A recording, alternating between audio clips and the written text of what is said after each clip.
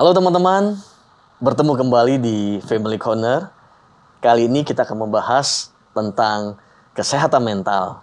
Saya akan bacakan beberapa hasil survei. Hasil survei Populix menunjukkan bahwa 1 dari 2 masyarakat Indonesia merasa bahwa dirinya punya masalah kesehatan mental. Persentasenya sampai 52%. Survei ini dilakukan melalui aplikasi Populix sekitar tanggal 16 sampai 17 September 2022 terhadap 1.005 responden berusia 18 sampai 54. Dari angka-angka tersebut, teman-teman jelas bahwa kesehatan mental menjadi isu yang sangat serius yang perlu kita bahas bersama-sama. Karena itu, kali ini kita akan menghadirkan seorang pembicara yang terjun langsung dalam pelayanan ini, yaitu Ibu Lily Everin. Beliau adalah hamba Tuhan dari GKI Anugerah di Bandung. Selamat datang Ibu Lily. Selamat datang, salam kenal Pak Seng Cuan. Iya Bu, terima kasih buat waktunya. Ya, terima kasih. Nah sebelum kita mulai nih Bu, yang menarik adalah Ibu Lily ini teman-teman latar belakangnya adalah teologi. Nah, biar kami juga mendapatkan gambaran Bu, kok bisa Bu Ibu Lily akhirnya masuk dalam pelayanan ini Bu? Dan saya tidak ada latar belakang psikologi lagi. Satu selain tadi masalah statistik berbicara soal kesehatan mental yang menjadi satu momok yang dihadapi oleh banyak orang.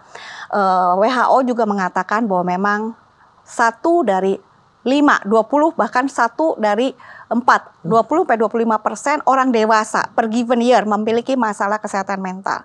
Lalu 17% adalah anak muda memiliki masalah kesehatan mental per given year, every year around the world, di seluruh dunia. Dan 10% anak-anak. Itu bukan angka yang sedikit karena anak-anak punya keluarga, remaja punya keluarga, orang dewasa punya keluarga. Kenapa saya ada di situ? Saya pribadi sebetulnya tidak pernah menyinggung hal ini sebelumnya, bukan berarti saya tidak berurusan. Setelah saya belajar tentang hal ini, saya baru mengerti bahwa hal ini sebetulnya sudah ada di dalam kehidupan keluarga kami. Dan menjadi pergumulan kami ketika putra kami itu dalam satu masa pembelajaran dia, ada banyak pergumulan. Puncaknya adalah waktu kuliah, tiba-tiba dalam puncak hampir selesai mengalami satu relapse. Yang membuat saya dan suami saya tidak mengerti dan kami tidak bisa berbicara. Tidak berani berbicara karena ini adalah stigma. Malu, kok kenapa bisa? Salah siapa? Kebanyakan salah keluarga, apalagi salah mami lagi katanya, kurang kasih sayang, kurang perhatian, dan saya sibuk pelayanan, wah makanya gak heran anaknya sakit, kurang apalah. Jadi itu satu pergumulan dan seperti satu belenggu yang pil pahit yang selalu ada di dalam tenggorokan ketika berbicara, ketika hidup, ketika pelayanan. Sampai pada waktu kami sudah pensiun, suami saya ke Amerika 2018. Dan di sana ada satu pengalaman yang Tuhan izinkan. Singkat cerita berjumpa dengan apa yang namanya National Alliance in Mental Illness. Satu pelayanan grassroots terbesar di Amerika yang ngurusin orang-orang dengan pergumulan kesehatan mental. Di situ kita tahu apa yang terjadi dengan anak kami bukan salah kami gitu kan. Bahwa ada jalan keluar, bisa belajar bagaimana menghadapinya. Dan saya merasa kalau saya tertolong, di dalam pelayanan saya ketemu masalah ini di masyarakat, di gereja. Kenapa kita selama ini kok nggak ngerti ya, nggak berurusan, tutup mulut, bahkan tidak mau tahu kalau ada ya serahkan sama ahlinya saja gitu kan. Padahal ini adalah di depan mata. So saya berdoa, saya kalau boleh bukan cuma saya sudah merasa terbantu, saya mau membantu orang. Dan ajaibnya boleh belajar sesi family to family untuk memberi penyuluhan kepada keluarga dengan anggota keluarga yang mengalami gangguan kesehatan mental. Dan saya pikir oke, sudah dapat license bisa mengajar, seharusnya hanya untuk orang Amerika. Itu pun baru tahu setelah belajar. Tapi udah di Indonesia mau bagaimana, kena pandemi mau mulai nggak bisa setelah pandemi. Tuhan buka jalan, ada kenalan dekat yang mengalami cerita yang sama dengan saya. Dan waktu saya berbagi cerita dia tertolong dan saya bilang Tuhan, saatnya sudah tiba. Pandemi membuat kita bisa belajar dan berbagi secara online. Dan disitulah kita mulai dari tahun lalu, Pak. Oke. Jadi kita bersyukur sekali teman-teman hari ini hadir Ibu Lily untuk sharing bukan hanya pengetahuan ya Bu ya, tapi juga pengalaman. Nah, kita berharap bahwa apa yang kita pelajari ini benar-benar bisa bermanfaat buat semua yang menonton acara ini. Saya percaya. Karena mental health seperti tadi Bapak sebutkan itu menjadi bagian kehidupan kita sehari-hari Pak. Dan mental health bukan urusan para ahli psikolog saja, tetapi keluarga perlu belajar, gereja perlu belajar, khususnya kita yang berurusan langsung bisa belajar. Oke. Kalau begitu langsung saja teman-teman kita masuk ya Bu ya. Ya.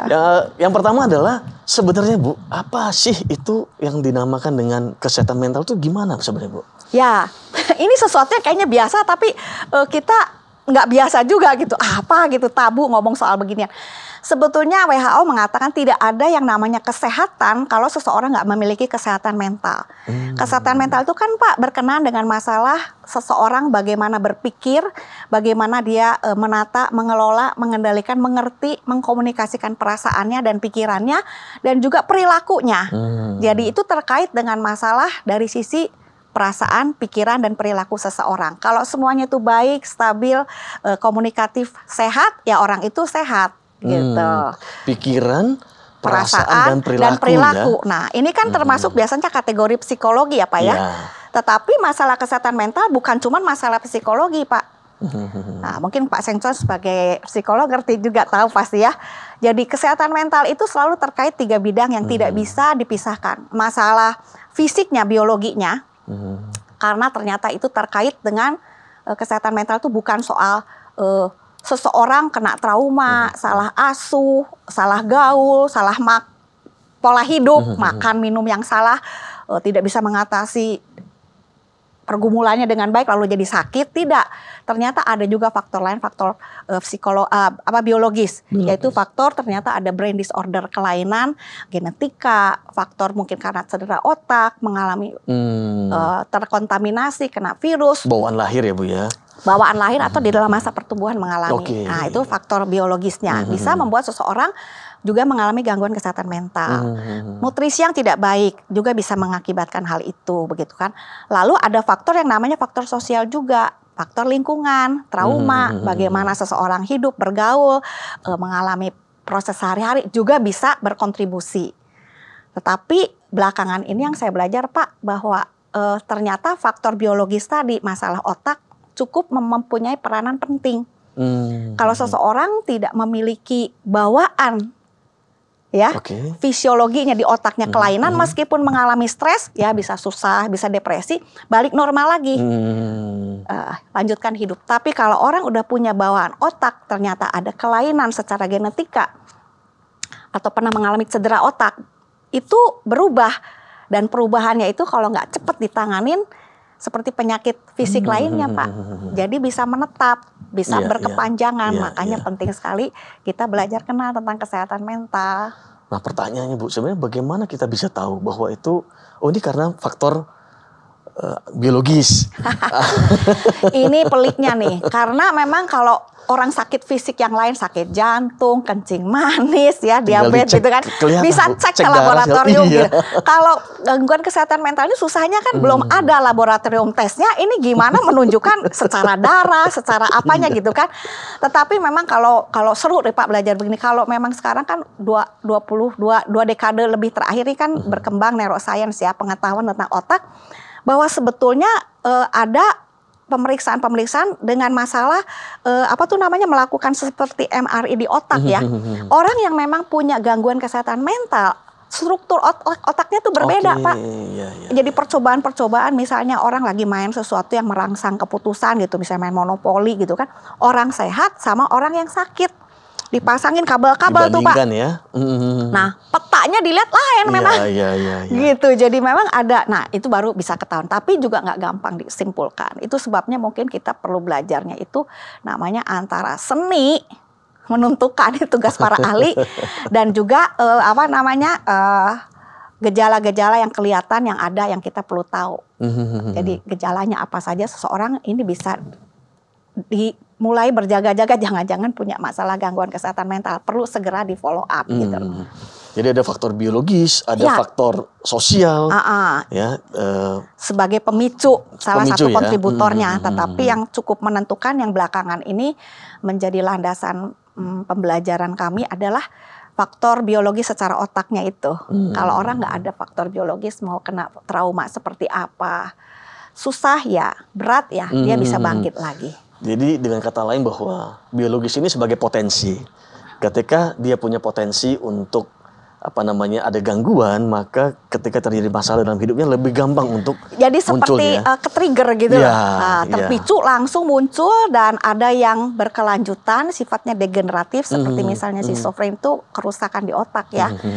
Kalau ada yang bersifat periodik, jadi seperti misalnya mood disorder, bipolar, misalnya apa tuh OCD, kita tahu tuh ya, panic attack, gangguan kepanikan, gangguan kecemasan. Nah itu periode itu jadi bisa ada pemicu. Nah nggak boleh terjadi terlalu sering. Jadi kalau terlalu sering kayak orang kena stroke, nggak boleh dong sering-sering stroke. Jadi orang mesti ngerti dirinya, keluarganya belajar tentang kondisi gejala supaya jangan sampai orang ini terpicu lagi. Jadi jangan keseringan. Nah pertanyaannya ini Bu, apakah dari hasil penelitian atau dari yang Ibu tahu ada seperti timbal balik? Kalau tadi kan biologis mempengaruhi perilakunya. Nah, seperti yang tadi Ibu sampaikan bahwa ketika terjadi gangguan, serangan, kemudian apakah itu bisa semakin merusak struktur otak, Pak, Ibu? Ya, dari yang saya belajar sih memang begitu, Pak.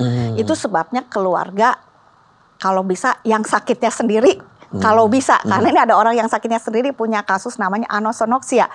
Dia sakit, orang lain tahu dia sakit, dia nggak merasa sakit. Jadi nggak mau berobat, nggak mau minum obat, kan repot jadinya kan.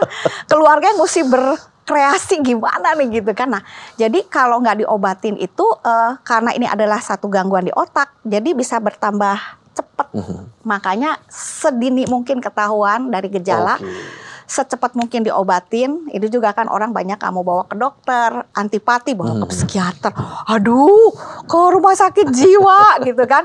Padahal seperti orang sakit jantung ke dokter jantung, ke spesialis jantung. Orang sakit misalnya bagian tubuh tertentu pergi ke spesialis. Ini pun pergi ke spesialisnya bagian bukan dokter syaraf. Ya dalam hal ini ke psikiater. Itulah kenapa banyak orang yang sebenarnya harusnya dia menyadari bahwa saya ini memang lagi bermasalah, saya butuh bantuan. Akhirnya mereka tidak berani mengakui, Bu. Semakin tidak mengakui, semakin sulit untuk sembuh. Ya betul, jadi nggak mendapatkan pertolongan yang sebetulnya bisa segera menolong dia keluar dari masalahnya dan bisa berfungsi normal lagi. Baik, Bu, ada satu pertanyaan ya, Bu. Ada yang pernah mengatakan kepada saya, kalau seseorang sudah mulai mengalami gejala-gejala, kita belum bahas nih Bu tentang gejalanya belum nanti terbahas nanti ya kita ngomong ya. Katanya begini, kalau sampai 2 tahun itu tidak ditangani, maka akan menjadi semakin berat. Jadi semakin cepat, bahkan sebelum 2 tahun itu semakin cepat ditangani tentu akan lebih baik. Benar ya Bu ya seperti itu? Oh iya betul. Kan kalau misalnya jantung kan ada golden apa tuh namanya? Golden period ya. Begitu ada kerasa jantung 6 jam nggak boleh. Betul ya dokter ya?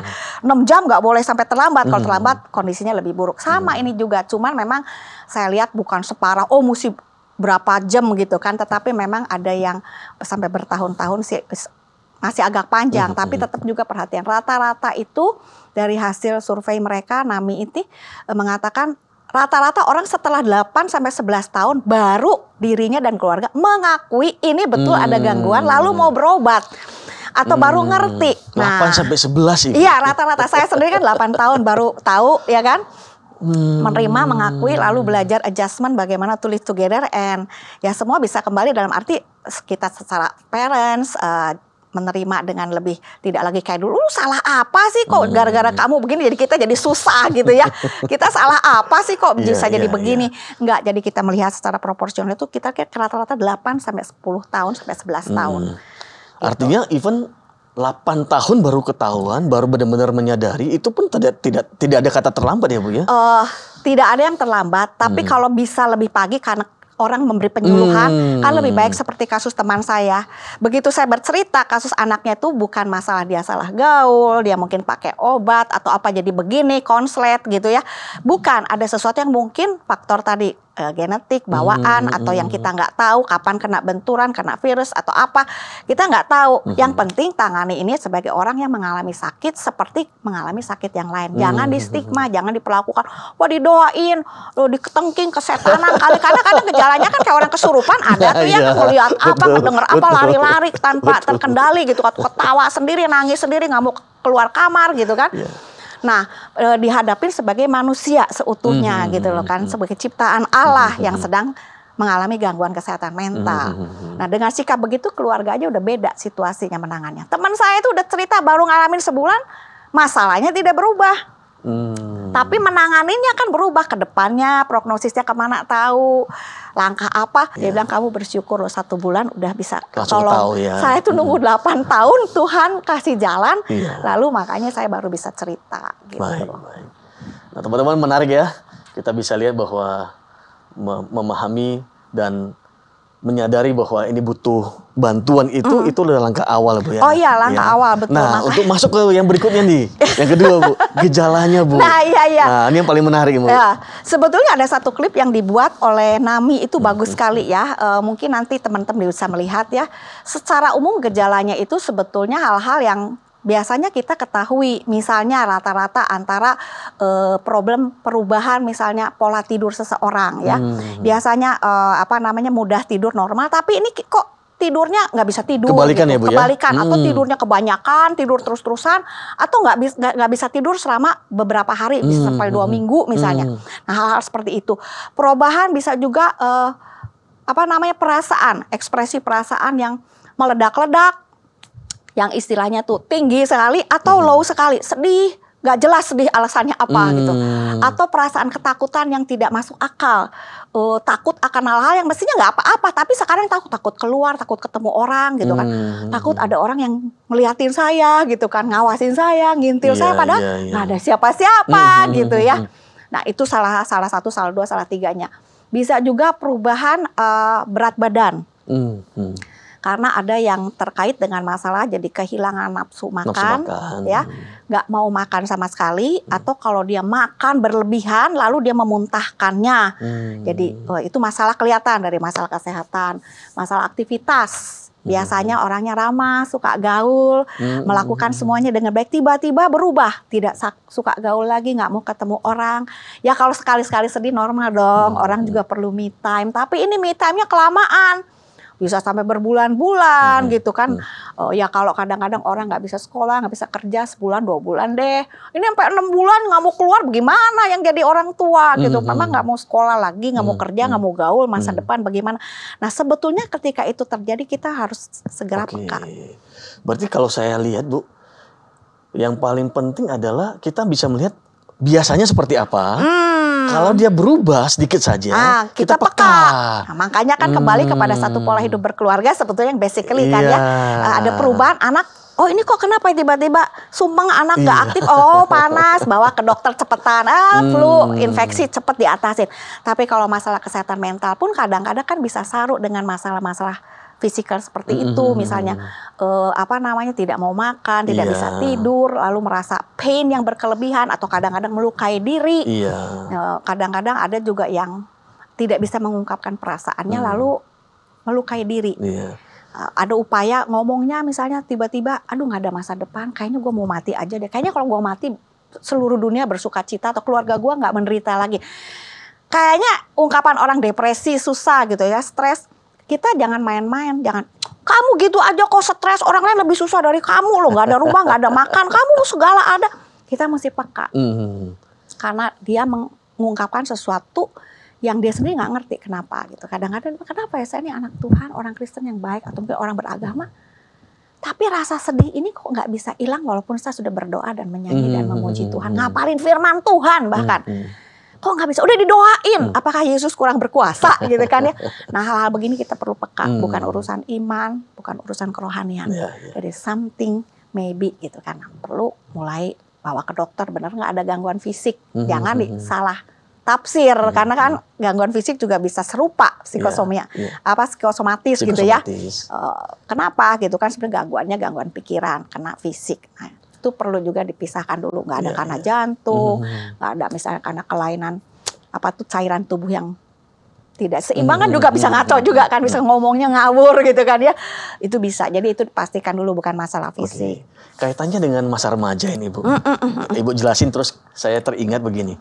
Masa remaja itu kan kadang-kadang pancaroba, Bu. Anak-anak berubah menjadi remaja, kemudian banyak sekali perubahan-perubahan yang kadang-kadang mereka tidak sadari. Dan terjadi perubahan, Ibu, perubahan perilaku, perubahan emosi, dan apakah itu juga ada menjadi salah satu pemicu bahwa kalau dia tidak bisa melewati masa pancaroba itu, Bisa, nantinya dia bisa mengalami gangguan kesehatan? Kemungkinan. Karena kan normalnya kan ada masanya anak-anak ke anak besar ada penyesuaian, ya kan. Tapi kalau penyesuaiannya transisinya terlalu lama, ada orang kan cepet, Ya, betul. ada orang perlu waktu lebih lama. Sorry. Tapi kan kalau kembali bisa normal ya udah. Tapi kalau ini berkelanjutan Yes. sampai berbulan-bulan, bertahun-tahun masih umurnya udah 30 kayak anak remaja terus. Sebetulnya kita mulai berpikir ada sesuatu yang mungkin perlu, tidak selalu ujung-ujungnya mesti ke psikiater makan obat, enggak, tapi mungkin dengan terapi-terapi perilaku, kognitif behavior terapi misalnya ya. Coach Seng Chuan mungkin mengerti bahwa membantu dia melewati masa keganjelan ya, kayak mandek bertumbuhnya gitu. Something wrong with the brain system gitu kan ya, yang nggak berkembang gitu kan, yang perlu dan bisa dilatih misalnya gitu. Jadi senang kok bicara soal ini, saya belajar tuh rasanya so many things kita bisa belajar untuk menolong diri sendiri, keluarga, dan memberikan bantuan kepada orang lain gitu loh. Kalau zaman dulu kan, kalau misalnya kalau zaman saya remaja, kayaknya secara alami ada perubahan, tapi kayaknya secara otomatis ya sudah dilewati. Tapi masa-masa ini sepertinya banyak anak-anak yang menjadi remaja, tapi mereka sepertinya tidak secara alami atau butuh bantuan, Bu, untuk melewati masa-masa remajanya dengan baik. Kadang-kadang bisa. Itu sebabnya makanya keluarga tuh perlu tahu sekarang, perlu belajar tentang masalah kesehatan mental.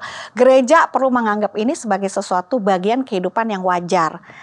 Ini ibu-ibu gereja Pak Sutrik, oh bagaimana hidup sehat gitu kan ya. Tapi secara fisik kita lupa bahwa yang ada sisi lain, sisi mental kita.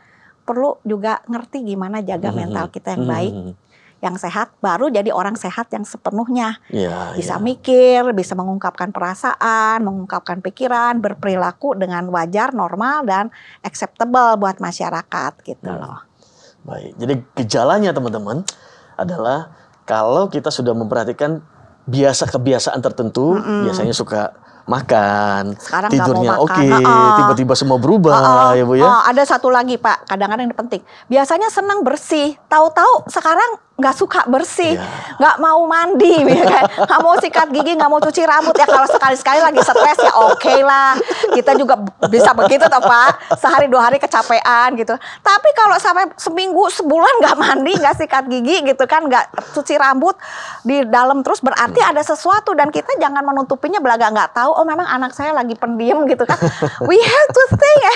Kayak orang tuh udah mau kebakaran, oh enggak, baru asap aja. Nanti kalau udah apinya kobong, enggak dong. Sedini mungkin, karena ya kalau namanya orang sakit, semakin dini diobatin itu kan semakin baik. Betul. Apalagi masalah mental kan masalah ada faktor sosialnya. Nanti kalau dia kelihatan sama temennya, apalagi udah remaja, pemuda, orang yang udah berkeluarga, punya karir, tiba-tiba berubah, komunitas melihat kan punya pandangan stigma yang melabel, lalu mengurangi kesempatan bekerja, kesempatan sekolah, bergaul, ya kan, banyak hal dong ya kan, itu akan berdampak gitu loh, kasihan kan. Jadi kita keluarga, gereja perlu makin peka dan peduli. Tapi teman-teman jangan juga cepat-cepat melabel, misalnya. Misalnya anak kita baru sehari 2 hari, malas mandi, dingin. Loh, kamu jangan-jangan mengalami gangguan kesehatan mental ini. Iya. So, kesehatan mental something serious, tapi juga jangan dijadikan joke yang terlalu berlebihan. Betul. Gitu. Tapi perlu peduli sih. Anak-anak bisa juga loh Pak mengalami loh. Jadi nggak orang dewasa aja. Nah, anak-anak gejalanya juga sebetulnya kalau saya lihat ya, saya pelajarin nggak beda jauh sama orang dewasa. Cuman misalnya kalau anak-anak itu kan anak-anak mestinya nggak khawatir berlebihan. Namanya anak paling khawatir ditinggalin mami, nggak dikasih uang jajan gitu kan ya, nggak diajak main, kan kekhawatiran yang wajar. Tapi kalau anak-anak kecil khawatirannya berlebihan, mikirin tentang seperti orang dewasa, lalu kekhawatirannya itu tidak terungkapkan, lalu banyak keluhan-keluhan lain, misalnya dia sering sakit kepala, sakit perut, alasannya gitu kan ya, sehingga mengurangi, biasanya senang diajak pergi, sekarang nggak mau gitu kan. Kita orang tua mesti mulai, bener nggak karena sakit fisik, ada sakit perut, sakit kepala, atau ada hal lain yang dia nggak mengungkapkannya. Ada yang menarik Bu, tidak terungkap. Tidak terungkap, Ya, sebenarnya bisa ditangani, bisa tidak menjadi masalah yang lain. Betul, kalau itu betul. terungkap Bu sebenarnya. Betul, iya. Jadi ya itu makanya di kita tuh ada pembinaan yang saya rasa bagus tuh untuk family yang anak-anaknya usia kecil sampai belasan tahun gitu, karena perkembangan otak itu kan selesai pada usia 23-24 tahun gitu ya Pak ya, 75%. Maksudnya tuh orang dari perkembangan otak yang sempurna, frontal cortexnya dan lain sebagainya itu, cara dia berpikir, menganalisa, membuat keputusan, mengamati sesuatu, cara dia mengatur diri, waktu, menata emosi, dia udah belajar jadi orang gitu kan. Nah kalau anak-anak sebelum sampai masa segitu sudah mengalami onset pertama ya, gangguan kesehatan mental muncul pertama, nah kan nggak, kapasitas untuk belajar hal-hal yang mesti dipelajarinya kan udah terganggu. Jadi kesian, makanya sedini mungkin keluarga perlu belajar gitu Pak. Nah kalau udah dewasa mengalami, dia sudah belajar jadi orang. Jadi cara mengatasinya mungkin bisa lebih baik karena dia udah dewasa gitu. Baik teman-teman, semakin menarik ya. Nah yang berikutnya nih, yang lebih menarik lagi, apa yang bisa kita lakukan Bu untuk menghandle masalah-masalah ini Bu? Ya, sebetulnya ini kan kalau kita bicara tadi kan kepekaan sebagai satu keluarga, lingkungan yang aman, yang nyaman untuk orang tuh, entah dia anak kecil, orang dewasa, sakit fisik ataupun juga sakit gangguan kesehatan mental, sebetulnya situasi keluarga yang aman, nyaman, menerima, yang bisa mendengarkan itu sangat kan inti Kristiani kan ya.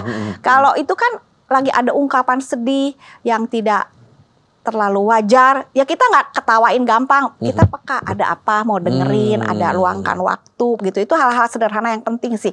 Ada perubahan perilaku yang tiba-tiba suka ketawa sendiri terus atau diem sendiri. Kita, kamu kenapa sih suka ketawa sendiri? Kalian orang gila loh. Nah, kalimat-kalimat seperti begini seharusnya kita semakin peka gitu untuk tidak gampang mengucapkannya dengan satu kondisi kesehatan mental sekarang yang lagi isunya marak banget. Kenapa? Karena itu akan membuat orang-orang yang sedang bergumul dan tidak mengerti what's going on with themselves dengan dirinya sendiri makin ketakutan untuk mengungkapkan. Karena dia juga heran, what's wrong with me ya? Iya, karena dia kenapa gue begini? Dia juga kenapa gue begini ya? Karena ada tiba-tiba berubah karena ini kan sakit yang terjadi di otaknya kan pusat kontrol kehidupan manusia, ya kan? Kalau di sini terjadi konslet sedikit yang mempengaruhi cara berpikir, cara merasa, cara berperilaku, cara bersosialisasi, berkomunikasi, itu kan dia juga bingung gitu kan, nggak mau begini saya gitu. Jadi kalau keluarganya cukup mengerti, mau mendengarkan, dia bisa ada apa, dia mulai bisa mengungkapkan. Lalu kalau memang perlu dibantu pergi ke dokter juga nggak usah kita pakai jargon-jargon. Jangan sampai lo ya pergi ke psikolog lo ya, bikin malu di keluarga kita ada orang punya masalah kejiwaan. Nah ini hal-hal yang kita bahkan sebagai orang percaya, bahkan sebagai hamba Tuhan pun saya semakin peka gitu Pak, untuk tidak menciptakan situasi yang sulit untuk orang mau terbuka dan mau mencari jalan keluar untuk menolong dirinya sendiri atau keluarganya. Berarti pertama kita mulai dari keluarga ya, sebetulnya saya rasa. Makanya that's why education is something very important. Penyuluhan untuk ngerti tentang kesehatan mental, apa gejalanya, bagaimana harus menghadapinya, bagaimana berkomunikasi kalau di anggota keluarga kita ada yang sakit, gitu kan. Kalau ada terjadi krisis apa yang harus dilakukan. Ini perlu menjadi satu bagian kehidupan yang bukan pokoknya selain aja ke dokter juga malu gitu kan. Jadi sembunyi-sembunyi atau bagaimana, jangan tunggu sampai kondisinya itu kronis, meledak, out of control gitu kan. Ada yang sampai bunuh diri, upaya bunuh diri atau sudah keburu mati, ketahuan setengah mati gitu. Udah aduh pasti udah jadi berita di keluarga, di gereja, di masyarakat, udah nggak enak buat yang bersangkutan, buat keluarga. Tapi mungkin juga sampai masih out of control, lari lah atau kabur atau melakukan hal-hal yang tidak terkendalikan gitu kan, harus dijemput secara paksa ke rumah sakit kan nggak enak untuk yang bersangkutannya dan untuk keluarga dan untuk gereja. Di gereja juga ada orang begitu ya, di mana kekuatan Tuhan iman itu menjadi hanfuca gitu loh bahasa Mandarinnya. Nggak perlu gitu kan. Tapi kalau gereja ciptakan, keluarga ciptakan, nggak apa-apa kalaupun sampai perlu seperti itu karena memang itu bagian daripada penyakit gitu kan. Jadi misalnya kalau anak-anak baru pulang sekolah, ada masalah di sekolah dengan teman-teman, dengan pelajaran, mungkin diperlakukan tidak menyenangkan. Dia perlu satu tempat di rumah di mana dia bisa bercerita. Ya, betul sekali. Betul ya, Bu ya? Ya, kalau itu masalah anak-anak juga sebagai keluarga, bukan keluarga terbuka untuk anaknya. Keluarga perlu orang tua juga terbuka dengan pihak sekolah, dan pihak sekolah pun perlu belajar dan memperlakukan anak-anak ini bukan sebagai anak nakal. Nah, itu istilah yang ternyata anak-anak kan punya perilaku yang kalau ada gangguan gejala kemungkinan prognosisnya bakal ke sana dari kecil tuh, misalnya suka cenderung melakukan hal-hal yang agak aneh, yang melakukan kekerasan dengan atau tanpa alat, dengan tangannya sendiri, suka pukul orang atau melukai dirinya sendiri, mencederai, membahayakan dirinya orang lain. Itu udah kita mesti waspada. Perlu ngomong dengan guru juga perlu ngomong dengan baik dengan orang tua, dan ada dialog yang baik. Iya. Bu, ada satu pertanyaan, Bu. Pak Sengko ini banyak pertanyaan. Sekarang ini kita gini, kalau dulu kalau ada binatang, kucing, anjing yang dianiaya oleh manusia itu tidak diekspos. Tapi sekarang ini lagi ada namanya animal defender. Terakhir tuh ada 3 anak remaja yang menarik seekor anjing, buntutnya dipegang, kemudian mereka naik motor dan ditarik sampai mati. Nah, ada yang menganalisa begini, Bu, bahwa sebenarnya kalau anak-anak remaja ini tingkat ketegaannya itu sudah melampaui batas. Kan normalnya harusnya kita tuh nggak tegaan, Bu. Tapi kalau sudah mulai tega, berarti ini sebenarnya sebuah sinyal bahwa anak ini atau remaja ini punya gangguan kesehatan mental yang perlu, atau gimana, Bu? Mungkin kalau jangan ngomong ke sana dulu, nanti kesian di sini ada yang suka iseng-iseng gitu, jadi merasa ilfeel gitu. Cuma maksud saya bahwa Tuhan menciptakan manusia itu kan dengan satu struktur yang baik dan indah ya. Yang karena dosa, semua itu kan bayang udah berapa ribu tahun gitu kan. Itu secara kromosom, DNA-nya kecampur-campur, tambah rusak sehingga menimbulkan satu situasi-situasi yang makin tidak sehat, tidak utuh, tidak sempurna lagi kan, makin turun karena dosa. Pasti pengaruh juga terhadap masalah. Jadi kalau ada hal yang dari kecil udah kelihatan gitu kan, orang tuanya cukup peka untuk mendeteksi, dan apakah ini karena hobinya begitu, tontonannya begitu, mainannya begitu, lingkungannya ada kekerasan dalam keluarga sehingga mempengaruhi perilaku menjadi kebiasaan, belum sampai anomali sakit gangguan kesehatan mental, belum sampai mengganggu ke otak, tapi dari pola lingkungan hidup, ya kita bisa cepat-cepat gitu kan, perlu dikonseling dengan pola perilaku yang lebih baik sehingga lebih ramah, lebih ngerti. Tapi kalau ternyata itu sudah menonjol, ya perlu cepetan diperiksakan. Jadi kalau sampai ada masalah remaja seperti itu, sebenarnya bukan saat itu saja. Mungkin pasti nggak tiba-tiba. Sudah dari betul. Nggak mungkin tiba-tiba, Bu. Nggak mungkin tiba-tiba. Kecuali kalau memang yang kasus-kasus kena infeksi, kena saluran basal ganglia di otak, seperti langsung, misalnya kasus pens and spandas, itu singkatannya apa, itu panjang sekali ceritanya, bahwa karena infeksi Pak, saluran pernafasan ya. Kena streptococcus bakteri atau autoimun yang menyerang ke bagian tubuh sehat di otak, akhirnya menjadi gangguan kesehatan mental. Dan itu seseorang bisa berubah dalam 1 hari menjadi seseorang yang tidak terduga. Yang jadi berbeda sama sekali. Sama sekali, Bang. Ini seperti bukan anak saya. You bisa cari di YouTube sekarang PANS atau PANDAS. Ya, itu ada panjang sekali penjelasannya. Jadi pediatrik, autoimun segala macam lah. Jadi mengubah perilaku, emosi, pikiran, perasaan seorang anak. Jadi tiba-tiba jadi orang lain sampai remaja. Nah, itu bukan masalah kesurupan, bukan masalah tadi karena terbiasa dari kecil suka melakukan kekerasan, tiba-tiba menjadi sangat violent sekali. Marah sekali gitu. Lalu bisa kasar gitu. Jadi kayak jadi orang lain aja. Nah, jadi memang jadi jangan terlalu takut, tetapi ini fakta yang kita perlu pikirkan. Itu ada, bisa menimpa siapa aja kayak COVID. Orang pinter, sekolah tinggi, atau orang sederhana. Orang kaya, yang beken, atau orang yang biasa-biasa saja bisa kena juga. Tapi ini bukan cuma karena stres kok. Memang karena gangguan kesehatan otak di dunia yang berdosa yang sudah semakin banyak. Kalau tadi kita banyak bahas tentang preventifnya, Bu ya. Nah, kalau sampai sudah terjadi gangguan kesehatan mental, kira-kira apa yang mungkin bisa dilakukan, Bu? Ya, apa yang kita bisa lakukan? Yang pertama itu paling penting adalah sebetulnya kembali kepada penyuluhan, edukasi. Jadi kan kita nggak tahu gitu kan, kita kena apa nggak kena anggota keluarga kita atau teman kita, sahabat kita. Kalau kita tahu kan kita bisa langsung melakukan tindakan membantu yang sedini mungkin tadi, ya kan. Jadi penyuluhan itu penting. Untuk mulai berbicara dan membuat orang sadar tahu tentang kesehatan mental, apa gejala-gejalanya terjadi pada anak, pada orang dewasa gitu dulu. Karena dengan begitu kita bisa berbuat sesuatu. Nah, kalau itu sudah terjadi secara edukasi, kalau terjadi ini gejalanya, apa yang bisa kita lakukan, bahwa ke dokter itu, ke dokter jiwa, karena kan spesialisnya di situ sekarang ya, kesehatan jiwa itu nggak apa-apa, sama-sama pergi ke spesialis jantung, spesialis kanker gitu, sama gitu kan. Lalu kalau harus minum obat, ini edukasi juga tuh nggak apa-apa. Karena mendingan minum obat, lalu gejala psikotiknya itu, gangguan kejiwaannya, kesehatan mentalnya itu teratasi, daripada takut nanti karena minum obat ini ada efek sampingnya, apa jadi gendut, jadi jerawatan gitu. Takut ada yang jadi suka ketergantungan, ada yang suka jadi air liurnya nggak kekontrol. Nah, itu dibicarakan dengan dokter. Jadi perlu ngerti tentang obat. Gimana obat untuk orang-orang dengan gangguan kesehatan mental ini bekerja. Lalu tentang efek samping apa yang kita bisa toleransi atau enggak. Nah, jadi kalau keluarga tahu, dokternya juga kan bisa bekerja sama kita dengan dokter. Jadi jangan pokoknya gimana dokter aja, ini nggak cocok, stop, dokternya pusing ganti-ganti gitu. Ada tuh kita punya teman pusing, udah deh kamu nggak percaya saya, udah kamu cari dokter sendiri, jadi dokter sendiri. Abis ini gini baru setengah jalan kadang stop. Lebih pinter ya. Gitu. Kita perlu belajar, perlu terbuka, lalu saling berkomunikasi. Makanya perlu belajar gitu loh. Jadi itu sisi edukasi.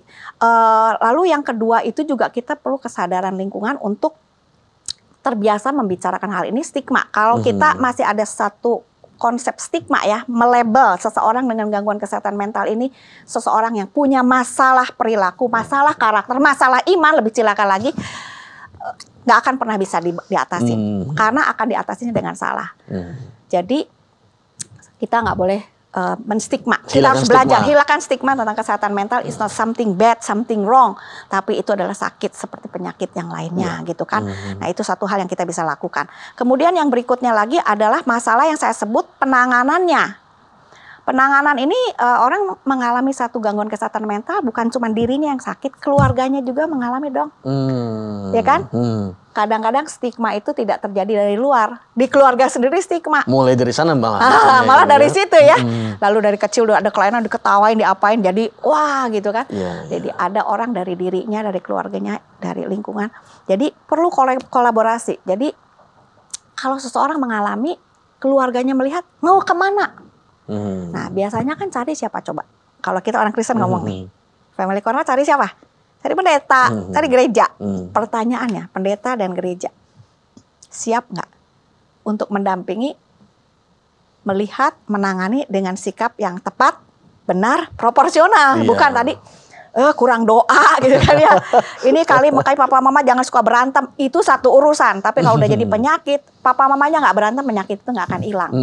Kalau cuman nggak ada sakit, ya mungkin bisa selesai. Tapi kalau udah nggak berantem kok, udah bisa, masih ada, sudah saatnya kita harus jadi gereja pun harus memahami ini harus dengan benar. Belajar, lalu memberikan penyuluhan sehingga orang nyaman untuk talk about it, berbicara.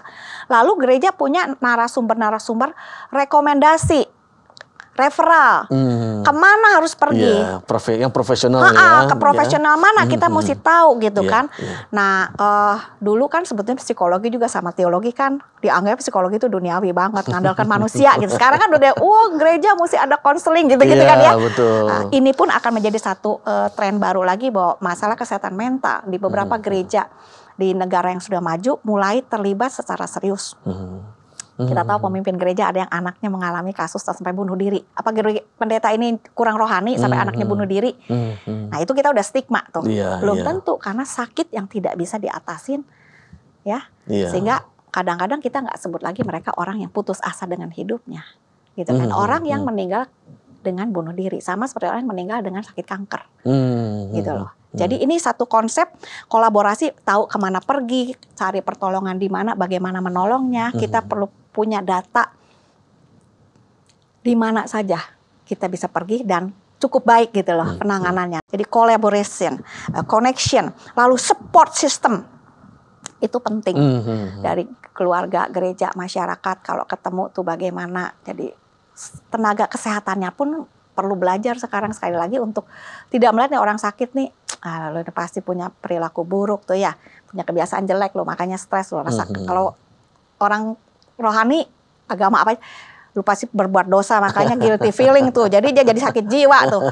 Walaupun itu bisa iya, tapi saya rasa pola pikirnya udah nggak boleh begitu lagi. Karena ada faktor lain yang tadi saya bilang. Betul. Kalau dia tidak ada gangguan, kemampuan menata, mengontrol, menganalisa di otaknya yang normal kayak orang lain, dia pun akan bisa mengatasinya dengan cepat selesai ya. Cepat selesai, rasa bersalahnya bertobat. Tapi kalau nggak ada, itu punya kesulitan. Iya, iya. Walaupun ada faktor anugerah. Saya ketemu juga deh Pak, menarik cerita. Yang memang sudah sakit lama, dan saya rasa itu memang ada jejak anugerah Tuhan menolong seseorang. Bahkan dalam sakit begini pun, kayak Nebukadnezar ya, bisa baik, ada Pak bisa baik lagi. Nah pulihnya orang seperti ini bukan pulih kayak orang dulu batuk, sekarang batuknya baik. Dulu sakit jantung gitu kan ya, sekarang jantungnya baik bisa berfungsi lagi. Tapi kan kalau misalnya orang jantung ada efeknya dong, fungsinya makin berkurang. Apalagi kalau udah stroke mesti fisioterapi. Sama ini juga ada satu penurunan kualitas hidup yang kita perlu dampaknya mengerti. tetap ada ya, tetap Bu, ya? ada, perlu mengerti, perlu terima dan membantu orang ini merasa tetap diterima dan menemukan identitas diri baru dan bisa hadir di masyarakat di dalam hidup sebagai pribadi dengan satu gambaran baru.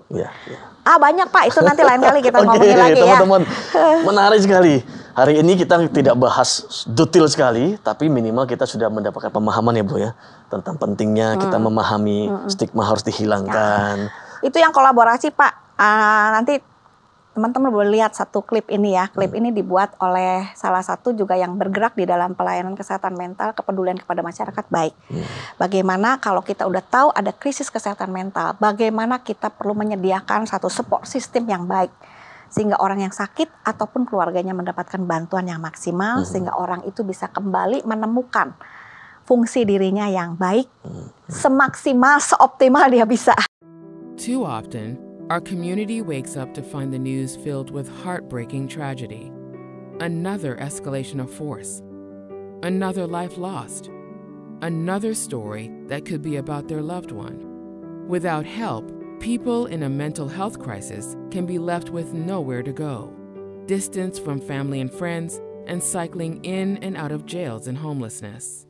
And our inadequate response to people in crisis leaves us with overwhelming cost to our communities, higher dropout rates, and the cost of lost potential, frequent law enforcement interactions, and the cost of repeated incarceration, high unemployment, and the cost of lost productivity, and the high cost of emergency department visits.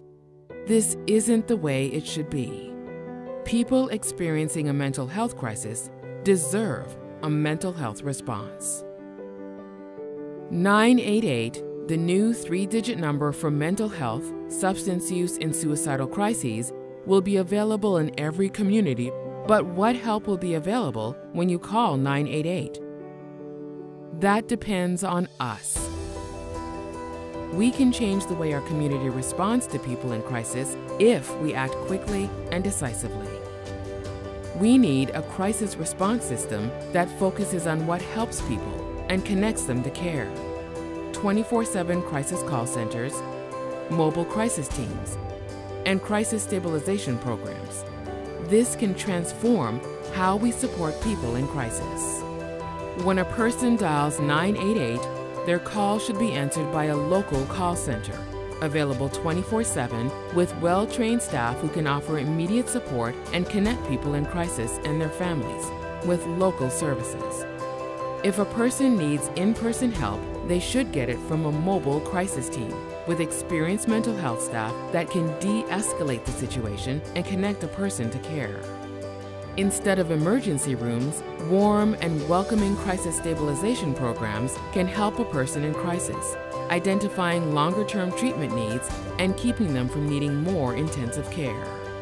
If we have these services in our community, we can change the stories together. Together, we can help people experiencing a mental health crisis get on the path to recovery. Together, we can ensure people are treated with the dignity and respect they deserve. It's time that a mental health crisis receives a mental health response.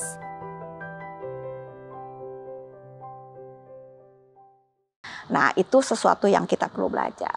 Saya ketemu ya Pak ya, dari begitu lebih dari 100 orang yang sudah berurusan dengan pelayanan ini, ketemu sama kami. Punya satu kehidupan yang sebetulnya bisa mempunyai kontribusi, masih bisa mempunyai karunia yang digunakan Tuhan, berkembang, berperan, yang saya tuh menjadi begitu kagum gitu kan. Menjadi sangat rendah hati, dibikin rendah hati ngelihat, aduh Tuhan, manusia boleh dibikin bagaimana karena dampak dosa, tapi Tuhan masih bisa bekerja pakai orang itu. Ya kan? Ada yang sampai melahirkan satu yayasan karena dirinya sakit. Aduh, luar biasa Pak. Sebetulnya itu masih terkait dengan jemaat gereja GKY loh. Berapa banyak yang tahu yayasan ini? Dia memikirkan kepentingan orang-orang yang perlu berobat dan menyediakan bantuan berobat gratis. Dengan menggalang dana dan mengajak orang peduli. Dimulai oleh siapa? Dimulai oleh seorang anak muda yang dirinya sakit. Jadi Tuhan tetap pakai. Tuhan pakai jadi inspirasi. I feel so blessed with this kind of person. Yang saya bilang tadi, seseorang saya sekarang berkenalan menjadi sahabat saya. 25 tahun sakit loh Pak, dari muda. 9-10 kali keluar masuk rumah sakit jiwa. Saya nggak bisa bayangkan mamanya, papanya menderita seperti apa. Dia bisa kalau lagi sakit sampai setir mobil cepet nabrak gitu, nggak nabrak orang, nabrak pohon, nabrak apa, puji Tuhan gitu, gak ada yang mati katanya. Lalu dia jalan kaki gitu kan, dicari sama papa mama. Aduh, sekarang bisa melayani jadi hamba Tuhan. Luar biasa ya. Kemarin nih baru di STRI itu di Jakarta tuh sebagai satu narasumber, ya kan? Tahu orang itu ya. Jadi luar biasa, dia bisa tulis buku, dia bisa memulai pelayanan pendidikan kepada orang-orang yang juga berkebutuhan khusus, yang saya pikir so awesome, God is good gitu loh, gitu ya kan ya. Saya mengalami stroke ini kan dulu tetap maju pelayanan tapi dengan satu beban. Aduh, ini teh saya salah apa? Kalau ngomong, aduh di luar kali ada orang yang tahu, pikir lu ngomong aja, lu nggak tahu hidup lu, anak lu gimana. Cuma aduh Tuhan, tapi ya saya melakukan apa yang saya anggap baik, berguna dan bisa dipertanggungjawabkan. Setelah belajar ini, kalau nggak ada begini, saya nggak belajar, saya nggak bisa menolong orang lain. Saya pikir ya itu blessing in disguise yang unbelievable. Dan Tuhan pakai ibu juga ya sebagai orang tua untuk memberkati banyak orang. Dan teman-teman pasti sangat diberkati hari ini. Baik, di akhir sesi ini Bu Lili boleh dikasih kesimpulan enggak Bu? Saran buat kami semua, kesimpulan dari apa yang kita bahas hari ini Bu. Ya, dulu saya pikir bahwa yang namanya kita tahu sekarang bahwa Tuhan turut bekerja dalam segala perkara ya, untuk mendatangkan kebaikan. Dia mereka-reka. Saya melihat sisi ini dalam hidup kami dan dalam hidup banyak orang, bahwa bahkan apa yang kita hadapin di masyarakat kita, gangguan kesehatan mental, sesuatu pertarungan hidup yang dihadapi oleh sangat banyak orang di seluruh dunia. Bagi saya ini adalah satu ladang menguning, satu pintu peluang pelayanan untuk gereja, orang percaya, orang Kristen untuk hadir. Bagaimana menghadapi ketika itu ada dalam kehidupan kita dengan benar. Dengan perspektif yang benar, dengan cara menghadapi yang tepat, dengan kerendahan hati mau belajar, mendidik diri sendiri. Lalu belajar berkolaborasi, bersinergi, bagaimana mencari bantuan pertolongan, menciptakan support system untuk orang yang mengalami bahwa engkau tidak sendiri lagi. Karena penderitaan terbesar, aduh gue ngalamin gini, ngomong sama siapa, sendiri itu yang bikin kita sengsara dan malu, sedih, tapi kok ada ya orang lain gitu kan ya. Itu satu support system yang sangat menolong sekali bahwa kita bisa lewatin ini bersama-sama. Gerakan yang terkenal di Amerika yang saya daripadanya belajar itu dimulai dari 2 ibu yang anaknya schizofren 1979. Dan ya disalah-salahin orang, ngobrol di meja dapur, kenapa ya kita nih punya nasib begini gitu kan ya. Udah doa, udah belajar jadi orang bener, tetap aja anak kita sakit. Dan dari situ ngobrol-ngobrol berkembang menjadi suatu gerakan yang sekarang jadi grassroots terbesar di Amerika yang sangat terhormat. Negara, masyarakat menghormatin karena kontribusi kepedulian terhadap support system orang yang mengalami gangguan kesehatan mental. Lalu yang ketiga adalah kita perlunya, kadang kalau kita mengalami malu ngomong, nggak mau cerita, atau kalau saya sudah mengatasinya, it's just keep to myself. Nah, satu tantangan adalah kita perlu namanya satu tahapan seorang yang sudah mengalami proses terluka, terkena tsunami karena gangguan kesehatan mental, lalu belajar coping dengan baik sebagai diri atau sebagai keluarga, lalu belajar untuk membangun satu panggilan hidup yang baru. Bagi saya ini penting, namanya kita mulai bangkit menjadi seorang yang memberikan advokasi, pembelaan, usaha-usaha yang kita bisa lakukan untuk berbagian bagaimana membantu orang-orang ini supaya keluar dari keterkungkungan karena stigma, karena ketidakberdayaan, kesendirian, lumpuh, putus asa, terima nasib udah begini, lalu bertanya-tanya, Tuhan ada di mana? Gereja Tuhan ngapain aja? Saya aktif di gereja ngalamin ini, nggak ada orang yang peduli dan saya bisa cerita gitu misalnya kan ya. Kalau kita di gereja aja nggak bisa, saudara pikir bagaimana di luar? Kita bisa nggak hadir menjadi orang yang di sini menjadi garam dan terang, bahwa Tuhan izinkan ini terjadi. Mungkin kita dengar supaya kita bisa bagaimana hadir dan menyalurkan berkat pertolongan Tuhan jadi berkat buat orang lain mendapatkan harapan. Betul. Terima kasih Ibu Lili. Kami berdoa Ibu terus dipakai, banyak orang semakin diberkati, dan siapa tahu nanti ke depannya kita bisa membahas yang lebih detail lagi Bu, supaya banyak orang bisa belajar lagi. Dan isu kesehatan mental ini pelan-pelan, minimal kita yang sudah belajar kita bisa berkontribusi. Ya. Baik. Ya, Pak Sengsuan juga sebagai seorang di bidang psikologi juga mungkin bisa bantu untuk mulai mensosialisasikan. Mungkin kalau boleh diizinkan, jadi bagi keluarga-keluarga yang mengalami pergumulan, dengan anugerah Tuhan kami sudah memulai kelas untuk menolong keluarga ini. Semuanya free online class ya. Untuk keluarga itu 10 sampai 11 sesi to understand tentang sakit, tentang pengobatan, komunikasi, menghadapi krisis, itu sudah kami lakukan. Nanti Agustus ini udah batch ketiga. Lalu kita sedang mencoba juga memberikan penyuluhan untuk orang yang sakitnya dalam kondisi dia sudah bisa agak stabil. Kalau mau diajarin sama orang yang sakit dan sudah belajar. Karena kalau yang ngomongnya mesti makan obat, kalau yang ngomong yang sakit, kenapa mesti makan obat? Lebih nyambung orang yang sakit yang sudah menang gitu kan, yang ngalamin, mengatasi daripada orang lain. Iya, betul. Sehingga akan lebih banyak orang tertolong. Ya, kita berharap ke depannya juga untuk keluarga dengan anak-anak yang dari kecil sudah memiliki kesulitan-kesulitan, bisa diberikan pemberdayaan untuk mendampingi supaya anak-anak ini tidak mengalami tekanan yang menjadi trigger muncul penyakitnya itu terjadi pada usia yang belum matang. Karena dia perlu belajar hidup sebagai pribadi yang semaksimalnya utuh, kalaupun satu kali, mungkin nggak semua loh ya, diizinkan Tuhan mengalami hal ini dalam usia yang dewasa gitu loh. Itu saja sih kalau misalnya mau, kita udah mulai bangun komunitas untuk itu. Dan teman-teman free loh ya. Free. Jadi kalau bagi teman-teman yang memang membutuhkan free pengetahuan, edukasi, sangat terbuka. Kita welcome kalau mau mendukung pelayanan ini, bukan secara sebagai pelayanannya, tetapi supaya bisa berkembang jadi orang lain, karena ini juga saya semua masih serabutan sendirian gitu ya. Tapi Tuhan kirim volunteer-volunteer dari peserta-peserta batch ke-1, batch kedua, bahkan batch ketiga yang belum ikut pun sudah mulai membantu saya dalam hal penterjemahan bahan, membangun website, komunitas. We are welcoming all of you to join together hand to hand, kolaborasi untuk memberikan kontribusi kepada masyarakat kita di Indonesia, bahkan orang Indonesia di seluruh dunia mungkin ya. Amin. Oke Pak, baik, kira-kira kita akan begitu. tutup dengan doa. Minta dengan hormat Bu Lili boleh tutup dengan doa Bu. Mari kita berdoa. Bapa di surga, terima kasih karena Engkau Allah yang berdaulat atas segala perkara, termasuk masalah-masalah kesehatan mental yang belakangan ini menjadi isu yang panas. Kami bersyukur Engkau Allah yang peduli dan tidak pernah membiarkan satu orang pun menghadapinya sendirian, tetapi Engkau bekerja dalam segala perkara supaya setiap orang boleh mempunyai harapan, boleh mempunyai jalan untuk menghadapi dengan baik, dan oleh anugerah Tuhan bahkan bisa menjadi berkat bagi lebih banyak orang. Terima kasih untuk Family Corner daripada GKY Mangga Besar yang juga terbuka membahas isu yang begitu peka ini. Berkatin supaya sesi hari ini menjadi inspirasi dan kabar harapan buat banyak orang yang mungkin sekarang sedang bergumul dalam kesendirian. Anugerah Tuhan turun atas kami semua dan untuk setiap saudara-saudara kami yang sedang bergumul dengan senyap. Dalam nama Tuhan Yesus kami berdoa. Amin.